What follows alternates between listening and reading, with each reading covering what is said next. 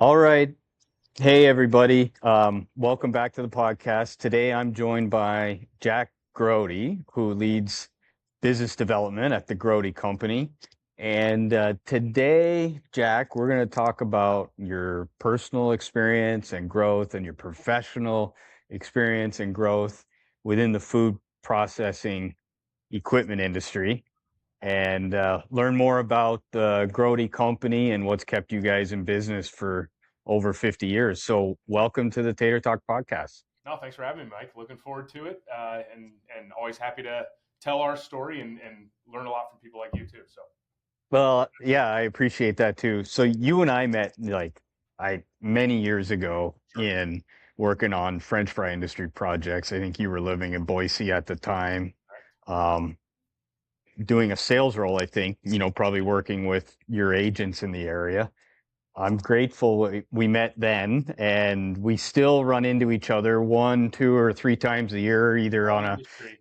industry trade show floor or a factory floor or something like that. So it's always nice to bump into one another. But you and Grody are much more than just a company that works in the potato industry. Sure. So I thought maybe we could start with just a quick overview of what Grote Company is and your role in the food industry. And then, I mean, this is the Tater Talk podcast, so we're obviously going to talk Well, more we'll about bring it back to potatoes. taters, but Yeah. yeah, yeah, But yeah, give us an overview of Grote and your role at Grote too. We'll dig into more of that background too. yeah, absolutely. That and it's a story that I think it's really fun to tell. So I'll give the truncated version, but it goes back so 55 years ago now. My great uncle Jim. Uh, he was in the business in the pizza industry. So he started a chain of restaurants here in the Midwest, Donato's Pizza, and in part of that journey, what he wanted to do was find a way to automate uh, the back of the house in his restaurants, and so that led him through some creative thinking and some experimenting to create a slicer for pepperoni that would slice the pepperoni directly onto the pizza crust. Uh, Mm. Fast forward, basically that it turned into being a horrible idea for the restaurant at that time, but a great idea for the frozen pizza industry, which was just at that moment taking off. So he kind of pivoted. He marketed this machine to some of the big frozen pizza producers, and then the Grote Company was born out of that to basically sell that pepperoni slicer, the Pep-O-Matic. So our roots are in that actually, pepperoni slicing, frozen pizza. Fast forward 50 years, over time, that led us into some adjacent markets, some different types of slicing. We got really big into bacon and things like that. And then, really, over the last 20 years, we've kind of been on an acquisition streak, so to speak. So finding like-minded businesses that usually have something niche or unique to offer somewhere in the food processing space. So over time, we've rolled up some brands, some that some of your listeners probably are familiar with, like Van Mark and PFI, that do a lot of work in the potato world, but also in bakery, snack foods outside of potato chips, fresh produce, all different kinds of stuff. So fast forward to today, Grote family of brands. We're 6 brands, kind of underneath the family ownership, and really diverse. Based in North America, but a global company across a variety of food applications, and growing rapidly. And really, what's cool, Jim's purpose in this business back when he originally founded it was he really wanted to set out to prove that capitalism could be a force for good, and that you could do business with love, that you can follow the golden rule, treat people the way they want to be treated, and succeed doing that, and both make money doing it and impact positively your community, the lives of the people around you. And so that he didn't have a word for it at the time. Today we call it agape capitalism, and that's kind of our overarching mission of why we want to grow. Why do we want to continue to succeed and buy more companies and grow organically and become a global company? It's really to spread that way of doing business to the world, and hopefully impact capitalist society in a positive way. So that's kind of our purpose and what we're doing, and it's just cool to really be a part of it. Well, that answers a question I had for you. It's like your LinkedIn tagline is leading with love in the food There you go. industry. And Yeah, I was like, I really, I really curious about what that means. yeah, and you know what? And I hear you. That It's is awesome. it's Yeah. worth drilling in on because it's kind of taken everybody on our side a little bit of time to get comfortable, I guess, saying love. Like when you're doing business, you don't really think about it. So it takes a second to really understand what it means and how to do it. But and we're not perfect. It's every day we come in and you're not always going to live up to that aspiration. You're going to have days where you're in a bad mood or something happens and you don't fully live up to that model of leading with love and doing the right thing. But if you're aspiring to do it, every day is kind of a journey to get there. And if you can do it most of the time, then you're probably doing a lot better than other people. So it's really cool and something that we're getting better at being more explicit about and teaching our folks both that have been with us for a long time and that come on board through acquisition, through hiring, whatever it is. Teach them, hey, how do you weave this thought into doing business and use it really to make decisions? We sit in our meetings and we'll pull out the coins that we carry around that have our lead with love golden rule inscribed on them, and we'll hold them up and go, hey, this decision we're about to make, does it fall in line with these or not? And we've actually used it to change our mind on big decisions before. So it's powerful, and hopefully more people can are interested in learning more about it. That's a really incredible insight. So I'm curious, like Sure. you said that over the years there's been international growth and you're working in these international markets. And I know that you have equipment installation base or Sure. in many parts of the world, but I think manufacturing now and have some actual roots in different countries. So how does that leading with love and that agape capitalism approach sit or resonate in some of these other countries? Yeah, that's a great question. And maybe we're fortunate in the countries that we've happened to establish a footprint in, that they've just been maybe similar enough that it resonates. But so, for example, we've had a footprint in the UK for over 30 years now. Our Grote division has had an office there forever, and those people there, whether it's because we attract like-minded people or what it is, Hmm. they've been behind this mission from day one. They really fell in line with it. Now we have a facility that's newer to us. We put a facility in India in 2018 in Bangalore, India, and that's a fair question of like, man, the cultural difference is that going to Hmm. resonate and make sense over there? And again, it might just be that we've been lucky to have the right partners in the area that we brought on some people from, but they really do follow this way of doing business. It's because India is a very different business environment than the U.S. There's a lot more Right.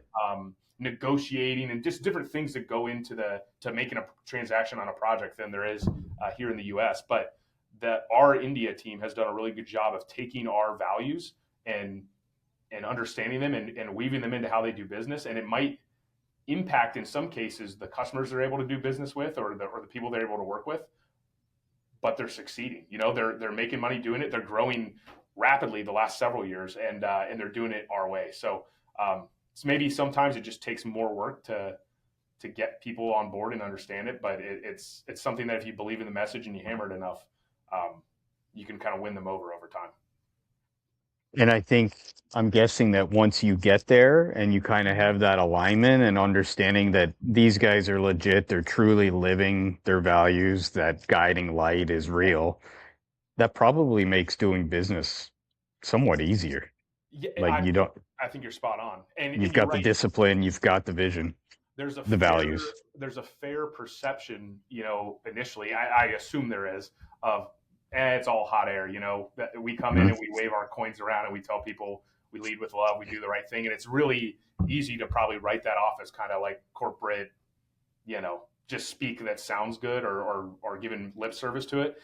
So we don't expect, even when let's say we acquire a company or we hire someone, we don't expect them to really believe it 100% right away. Like there's always Mhm. going to be a little bit of a prove it situation there, and we just hope or we believe that in time, whether it's after a week or 10 weeks or a year, they're going to see our actions reflecting that, and over time they're eventually going to go, damn, I didn't want to believe them, but they actually follow what they say. So it's all about putting the practice in. If you're just speaking it, it doesn't really make a difference in the world. So we're really focused on the practice, and we assume that everyone that sees it over time will get on board when they see it working.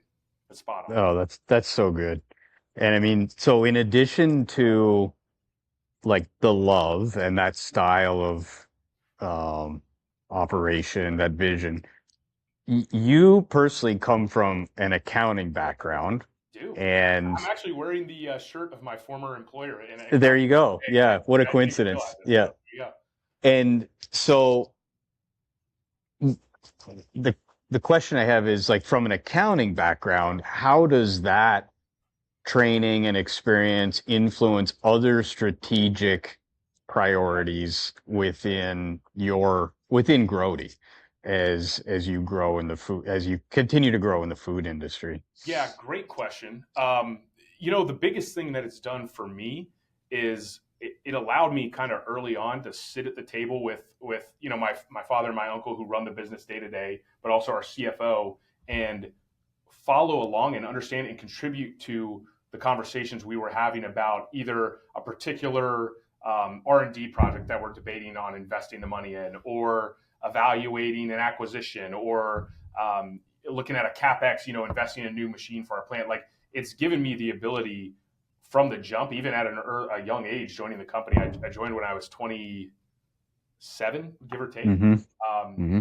Kind of sit there and actually know what I'm talking about and be able to Mm-hmm. contribute meaningfully to those conversations. So that helped right off the bat. I think it also helps. You mentioned it in your intro. When I was with our Vanmark division specifically, I was in basically a sales and estimating role. So I was in Mm-hmm. charge of pricing our equipment for our Boise office, which is our hydro cutting line for Vanmark.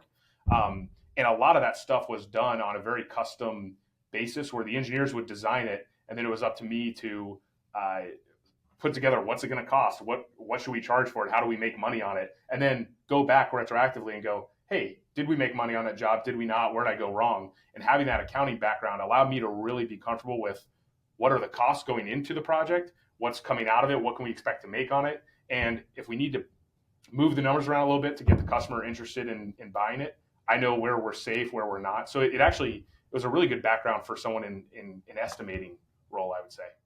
Sure. Yeah. Did that experience in accounting when you entered into like this custom equipment sales in the industry, were you like what surprised you most about the industry Oh, that you're in when you're looking at it with like an accounting hat? oh my God, so many things. I mean, Oh, one, really? Yeah. yeah, I don't even know where to begin on that. There's Mm. so many ways to go. But from like an accountant's perspective, and our accountants in our company still do this. Yeah, you already had accountants, Yeah, right? we have accountants here, right? And fortunately, I don't have to be one of them, thankfully, because they could talk circles around me in accounting. But that accounting hat, you want to look at a product you're making and say, okay, well, let's assume we're going to make 5,000 more of those. Here's how you should make it. Here's what the cost's going to be. Whatever. The biggest adjustment is our industry, like you said, it's custom equipment. So even Hmm. a peeler that we sell, however many of those a year, each peeler is actually a little different because it has to be engineered differently to do what it's going to do out in the field. It's either going to be doing potatoes or maybe it's doing washing a cucumber or whatever it is. So you can't really look at things as that widget basis that accountants like to. A lot of the stuff Hmm. fit neatly into the boxes that they want to prescribe on it. So the accounting world was very black and white, and this world has been so gray. Um, but actually it fitted me better. I was a horrible accountant, so I actually am much better suited to this world than I am. Beyond that, I mean, the people you're interacting with, um, in a public accounting world, everybody's the very stereotypical white collar networking events, cocktail hour type of crowd. Whereas here, it's a Hmm. totally different subset of the world, but people that are, I think, some of the smartest people on earth. This is what amazes me about, I mean, people in your shoes, Mike, you've spent your career engineering production lines that are making a French fry in the most efficient way possible, right? The best tasting French fry Right. at the lowest cost, whatever it is. We have some of our smartest people in the world working on that project. Those same Hmm. people are smart enough. They could be working for NASA. They could work for anybody, and they're working in the food industry. So I think that was a big adjustment for me. Was like I went from Hmm. being relatively one of the smarter people in the room because I knew the accounting stuff to being one of the dumbest people in any room I walked into, and surrounded by people who were out turning wrenches on a production line that could outsmart me in anything in a potato factory. It's just there's so many incredibly smart people here that you don't think of when you view it from the outside.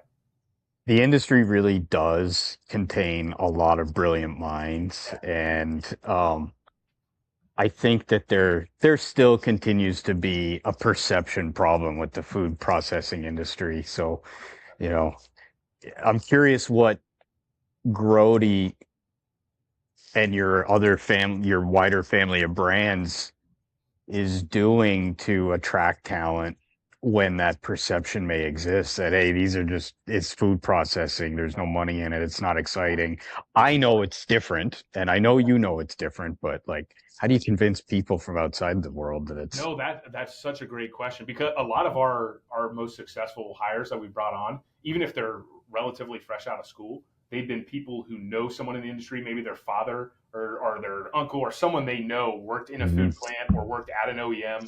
Um, they had some connection where they kind of knew the world they were getting into. I think that's a Mhm. huge gap for this industry as a whole, both from our side, the equipment suppliers, the process engineers, all that, Yep. and the actual food production plants themselves, Mhm. the companies that are producing the food.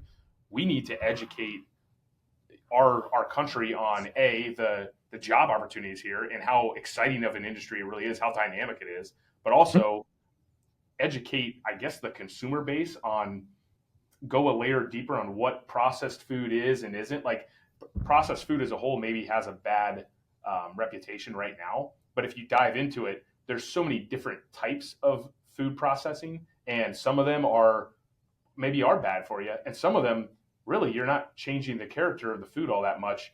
So educating the a country on what this industry does and what are the good points, what are the bad points. Um, we could be a lot more explicit about what this industry is and why it's exciting than we are today. Because it would help everyone on our side. We'd love it if there were engineers knocking on our door every day to come work for us. That'd be a great problem to have. Yeah, it really would. It'd be a great problem for us consultants and for Yeah, our clients and everyone really. If and I think that there is more education opportunities. There's probably more discussion around ag tech and ag influencers and things over the last few years, and maybe it's starting to turn a little bit, but there's a tremendous amount of opportunity for yeah, people to learn that there is incredibly high skilled jobs available and desperately needed yeah. in the We industry. we're involved in the FPSA organization and Food Production Solutions Association is what it stands for. Um, and they have a program that they started that my dad was involved with getting off the ground as well, called the FIT program, and it's the Food Industry Technician program, and it's actually nested within Lincoln Technical College in Indianapolis, and it's a program designed to take the students that are coming out of that tech school and they're coming through the HVAC or the electrician or whatever programs they are, and it's basically a tack on course that's pretty robust. It's a several semester program basically, and the goal Hmm. is basically geared towards turning these technical students that did electrical, HVAC, whatever, and mold them into the folks that either could come work for an OEM as like a service engineer or go work at a food plant as like a maintenance engineer. Hmm.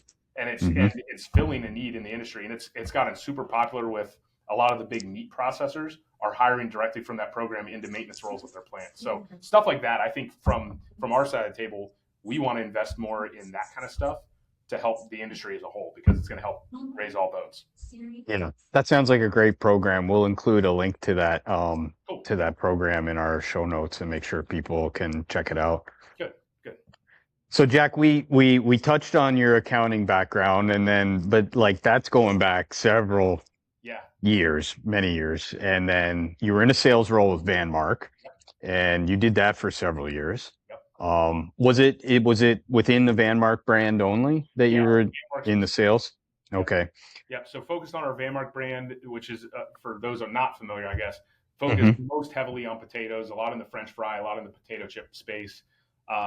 So I was focused on sales for that organization for several years, and then had an opportunity to uh, move into more of a corporate role um, Hmm. as part of our life cycle initiative. So back in 2022 or 2023, it would have been, we kicked off kind of a focus on overhauling or revamping our approach to aftermarket support, basically. So, how are we being more proactive in terms of keeping the plants running with spare parts, service, whatever it is, just making sure we had a better program for the customer than just waiting for the phone to ring and then scrambling to help them out. We're renowned, like I think our reputation in the market is a lot of times built around how reactive we are and how hard we'll work to make a situation right, or how hard we'll work to get the equipment running. But we challenge ourselves: how can we be better than that? How can we anticipate the needs before they arise? How can we care for the problems before they happen? So I was responsible for working with our individual brands, who are all highly autonomous. They operate as individual companies more or less, and helping them adapt that overall goal of this life cycle vision into what it means for their specific customer base, for their product line, for their team, whatever what resources they had available. So it was a really good initiative that I think brought us closer to our customers in some extents. We learned a ton through the process, and each division kind of had its own way of attacking the problem. Mm-hmm. So they're still all in very different places with it, but much better than they were a few years ago. So that was an exciting project to be involved with. And then most recently, we kind of updated my title to business development, simply because I now have my hands in so many different things going on, that we decided just everything I do in some way develops the business. So today, for lack of a better term, Yeah. today I'm involved in so much. But one of the big things I've been focused on the last year and a half, 2 years really, has been acquisition integration. So we've Mm-hmm. acquired a few companies over the last 18 months, and my big focus has been going on site, making sure we understand the business, the people there, let them understand us, and then figure out what are we plugging them into, how are we making them better through this acquisition, how are they making us better, basically integrating them without just slapping the Grote brand over the top of it and leaving. So that's been my main G- focus last 18 months. Gotcha. Yeah. So we've seen recent growth from Grote with acquisitions over the last several years of PFI and Profab. At least those are the ones I'm most familiar with from the potato industry. Um, but we'll come back to that, but I wanted to go back to the life cycle strategy for a moment. So we're I'm curious to know what the impetus was for going all in on developing that strategy. Was it just self-awareness within the group of companies, or were you getting feedback from like potato processors or agents of yours that were like, this is kind of how the market is shifting and what potato processors are dealing with, and so Yeah. you were, innovating off feedback, basically. Yeah, that's a great question, and I would say it might sound like a cop out, probably a little of both, because we certainly Hmm. had some customer feedback that nudged us in that direction. We're maybe to a fault sometimes. We are so customer first. Our promise is enduring commitment, so we really put the customer above all else in terms of serving them. So we would never undertake a serious initiative if we didn't believe strongly that real customers that we'd asked the question would answer that it was an important thing for them. So there was definitely some strong customer feedback that made it clear, hey, there's an opportunity to be better here. But Hmm. it was also the result of we had gotten together our three brands at the time: Grote, Vanmark, PFI. We'd gotten leadership from across the brands together in Columbus. It coincided with our 50th anniversary as a company, and we had Mm. a big meeting on, hey, we're 50 years old. We're this group of brands now. What's next? What do we think is going to move the needle forward? And a few different initiatives came out of it, and one was the life cycle initiative, which really it was everyone around the table kind of independently raising their hand and saying, hey, I think we have an opportunity here. So it was self-awareness, but self-awareness driven by some customers that Yeah, uh, that's great. yeah, So that's been in place after working on it now for a couple years, yeah, and I'm curious, like, how that has is truly impacting the way you do business with a French fry yeah, processor or a potato chip processor. Like, what benefit are they seeing today because yeah. of that Great investment by question. you guys? Great question. And I'll shout out a specific individual by name. Maybe you've already met, but Trace Arnold works with us at our Vanmark division now, and his title is life cycle engineer, life cycle specialist.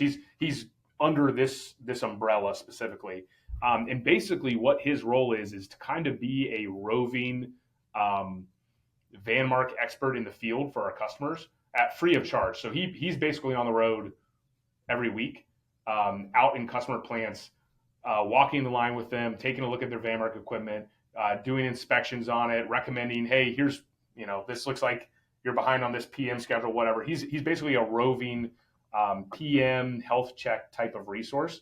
And what's happened? So one large potato chip processor here in the U.S. He's now got a program in place to go visit every one of their plants on an annual basis, kind of on a rolling basis, and provide recommendations on updates they can make to the equipment, help them get back to their baseline in terms of recommending, training their new techs on how to maintain the equipment. He's basically been brought on as kind of like an outside consultant to this, company, so to speak. So it's good for the customer.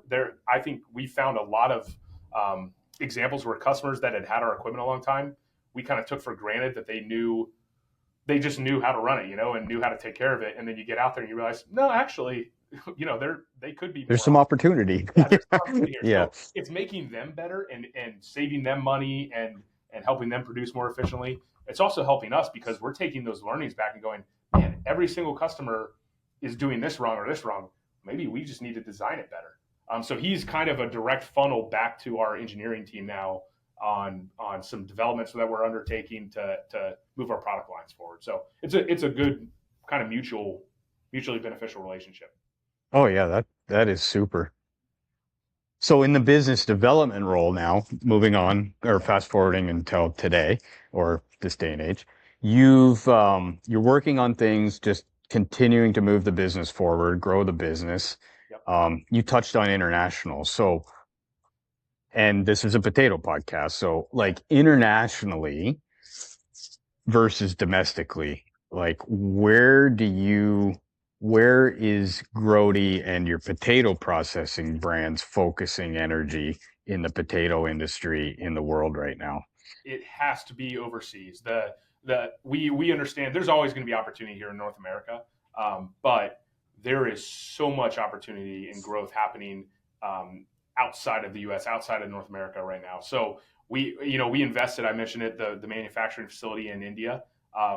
That was strategic because India and the region around there in general, China, Southeast Asia as a whole, that's a booming market for potatoes right now. I know you're aware. There's all the big multinationals have invested over there. A lot of homegrown players are growing over there. So we want to be more present in that market. We believe we have a good foothold there, but now we're really looking at strategies around what will it take to level up over there and invest to go capture some of that opportunity, because there's a ton going on. I was in India a couple months ago, meeting with our team there, visiting some customers, and the business environment there, everybody's optimistic. Everybody wants to invest in potato production right now. So it's an exciting time to be involved over there. And then I think even in a more mature market like Europe, you're seeing a lot of opportunity right now because that market was obviously far ahead of Asia, for example, in terms of investing in automation and producing potatoes. They're at a point where I think a lot of the plants over there are older and kind of in need of maybe a brownfield or an upgrade or something, where there's a lot of work to be done to kind of modernize some of those plants. So we recognize that opportunity, and we're trying to figure out how do we position ourselves to get more market share in that market. We've been brought there with some of our multinational customers and some local homegrown European players, but we know there's a lot of European-based processors that maybe aren't as familiar with us, and we probably need to have more local presence to go get their attention. So Europe and Asia are two big ones for us that we see as like, if we can invest in boots on the ground, we're going to get an opportunity there. Mm-hmm. And within the potato industry, what is driving innovation of the equipment you manufacture, the solutions you offer? Sorry, not what is driving innovation, but like what innovations are you working on Yeah. that you see as vitally important for the potato industry? Great question. And I'll highlight the most exciting one would be Hmm. our helical cutter that we just recently pushed out to the market to do curly fries. That's an exciting innovation, and that's obviously being driven by a specialty product that's really hard to make, Hmm. and a problem that no one solved perfectly yet. So we saw an opportunity to maybe go solve that, and I think our guys did a really good job of coming up with a solution. And we've got a few orders for it now, so we're gonna kind of put our money where our mouth is here and get some I out in the can't field. wait to see one. You know what? I'm excited for you Yeah, too. yeah, Yeah, me yeah. too. I'm really excited. We're jazzed about it. So that's obviously like kind of the sexiest one, the most exciting. But Hmm. back to taking the feedback from the life cycle program on our peelers. So our peeling equipment, it's robust, it's proven, it works, but it's also based off the same kind of principles that we've used for decades now, right? So we've Hmm. taken some feedback that Trace has been able to gather, and some other customers have brought to us directly, and we're looking at what we can do to modernize the peeler. One of the big factors in all these plants right now is less labor availability, both in terms of maintenance and operators being there to do adjustments. So how can we tie that peeler into vision or something that can control the parameters of it? Can I review the potatoes coming out and going, hey, those are being under peeled. I need to speed up the rolls, or I need to close the gate a little bit to hold them in, or something that automates the decision making on when adjustments are needed on the peeler. So we're actively trying to solve that problem right now as well. No, very cool. Those are meaningful ones, especially Yes. like when you're talking about recovery improvements and efficiency gains. Mm-hmm. Those are the, We love hearing from customers and folks in your shoes, Mike, on yeah, if there's clear opportunities to make our equipment better, or something that needs to be solved that no one solved yet. Um, that's what we want to be involved with. It's like we want our equipment to be a solution that truly makes the potato processing line better. So, yeah. but we're always looking for feedback from Mike Delong on what could be better. That's exciting. Yeah, yeah. I'm sure there's plenty of guys other than me that can give feedback. But yeah, I mean, we've always enjoyed working with Van Mark on various projects for various clients Yeah, we got a few and active ones right now, so yeah, we do. Yep. we appreciate the partnership. And definitely the innovation's important when we look at, especially in a market that may have the pressure that we're talking about in North America, where, for the last, I don't know, 5, 6, 7, 8 years, it's been make as much French fries as possible. And, so we got a little lax in the industry about efficiency and stuff and quality control. And there's all kinds of investment in that, but it's just even much more important now that there's going to be pricing pressure and Oh yeah. it's definitely pulling as much efficiency out of the factories Well, and and use as it'll make the possible. factories better, and Yep. by turn it'll make us better. Yeah. That push for efficiency is always going to come back to the OEMs and force us to make our equipment easier to run, more efficient, whatever it is. So it's obviously an opportunity to improve that I think is exciting. It'll Yeah. cost our engineers some work, but that's what they get up in the morning for. So So speaking of getting up in the morning, yeah, you your name is on the shingle, so to speak. yeah, You're yeah, you're it is. you're a Mr. Grody. Mhm. So how does that influence how you show up in the morning to work and in your community Yeah, and for your family?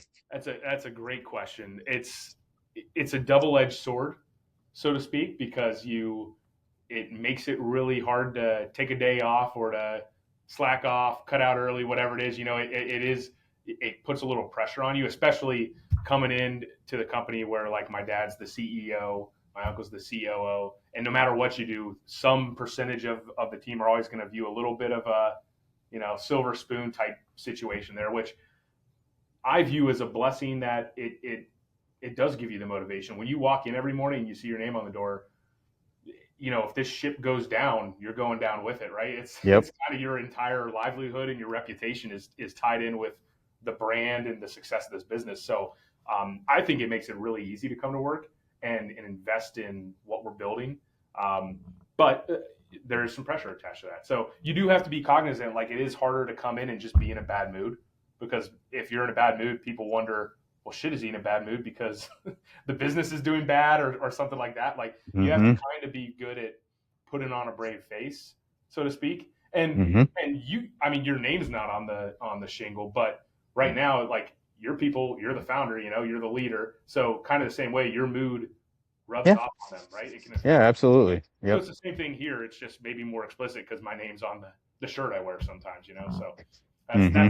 that's the part that you just have to be more intentional about. That's It is inspiring to see, when you have a post on LinkedIn about, you're out raising money and doing a cycling challenge for a local charity, and you're definitely generous with your time try to be always and your communicating. money, and it's noticed. Oh, And yeah, yeah. So I it's mean, you're truly definitely somebody to look up to in that regard. thank you, thank you. No, that Yeah. means a lot, and I hold myself to a high standard. Well, Jack, I've always enjoyed the informal partnership that your team and our team and my past employers have shared and our current clients have shared with you and your team at Van Mark and PFI and all the other companies.